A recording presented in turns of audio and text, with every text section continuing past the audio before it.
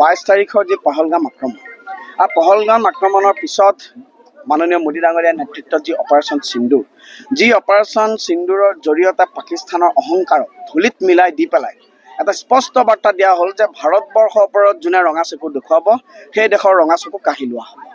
আজি Indian army, Indian air force, Indian navy, BSFকে ধৰি পেলাই আমাৰ যি আৰ্ম ফ'ৰ্চেছ, তেওঁলোকে যি একাগ্ৰতাৰে, যি শক্তিৰে, যি ত্যাগৰ মনোভাৱেৰে ভাৰত মাতৃৰ সেৱাত নিজকে বৰ্তি কৰি আহিছে। আজি আমাৰো দেশবাসীৰ কৰ্তব্য তেওঁলোকৰ লগত থিয় দিয়া।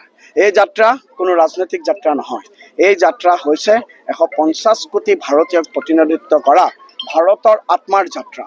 এই ভাৰতীয় আত্মাৰ যাত্ৰাত আজি হিন্দু, মুছলমান, খ্ৰীষ্টান, বৌদ্ধিষ্ট, শিখ, জৈন সকলো একত্ৰিত হৈছে। আমাৰ এই যাত্ৰাত ৰাজনৈতিক দলৰ আজি কংগ্ৰেছৰ মানুহ ইয়াত আহিছে, AJP মানুহ আহিছে। আমি আহ্বান জনাইছোঁ, আহক সকলোৱে আহোঁ। আমাৰ ভাৰতৰ যিটো স্পিৰিট, আমাৰ ভাৰতবৰ্ষৰ যি শক্তি, আমাৰ ভাৰতবৰ্ষৰ শক্তিক প্ৰতিনিধিত্ব কৰা মেৰা ভাৰত মহান, বৈচিত্ৰতাৰ মাজত ঐক্য, এই ঐক্যৰ বাণী সাৰোগত কৰি মাননীয় প্ৰধানমন্ত্ৰী ডাঙৰীয়াৰ লগতে হাত শক্তিশালী কৰাৰ লগতে ইণ্ডিয়ান আৰ্ম ফ'ৰ্চৰ প্ৰতিজন সৈনিক, তেওঁলোকৰ প্ৰতি পৰিয়ালৰ প্ৰতিজন সৈনিকক এইটোৱে আমি ক'ব বিচাৰিছোঁ যে আমি আপোনালোকৰ লগত আছোঁ। দেশৰ স্বাৰ্থত আপোনালোকে যি সিদ্ধান্ত লয় এই সিদ্ধান্তৰ লগত আমি মৰালৈকে আমি থাকিম।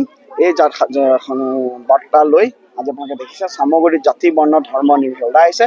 অনাগত সময়ত প্ৰত্যেক বুথে বুথে, প্ৰত্যেক পঞ্চায়তত এনেকুৱা যাত্ৰা সকলোৱে উলিয়াওক। মই সমগ্ৰ সচেতন ৰাইজক, যুৱ প্ৰজন্ম, মহিলা শক্তি, ছাত্ৰ শক্তি, খেলুৱৈ, বুদ্ধিজীৱী, সাহিত্যিক, মই সকলোকে অনুৰোধ জনাইছোঁ এই যাত্ৰাত অংশগ্ৰহণ কৰি আপোনালোকে আমি সকলোৱে এটা মেছেজ দিওঁ আহক যে we are the Indians and we are the great.